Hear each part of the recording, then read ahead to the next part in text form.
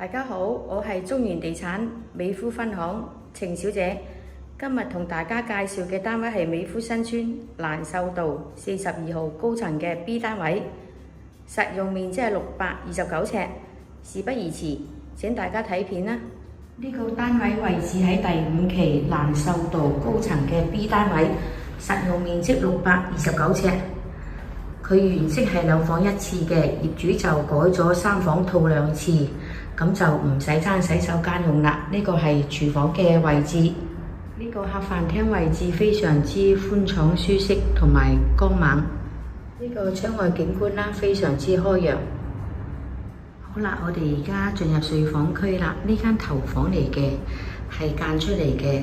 咁如果大2房間3房套呢，呢個尺數呢個積呢就間得最靚嘅，因為間咗之後3間房都會有窗，咁空氣就會流通，清新啲啦。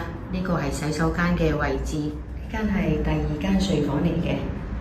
呢個係主人套廁嘅位置，原先係露台嚟嘅，咁業主呢就將呢個空間就改咗做洗手間嘅。有興趣睇呢個單位同埋美孚新村其他單位嘅朋友，請聯絡我 Candy 啊！呢個係主人房嘅位置啦，有對流窗，都非常之光猛嘅。多謝晒。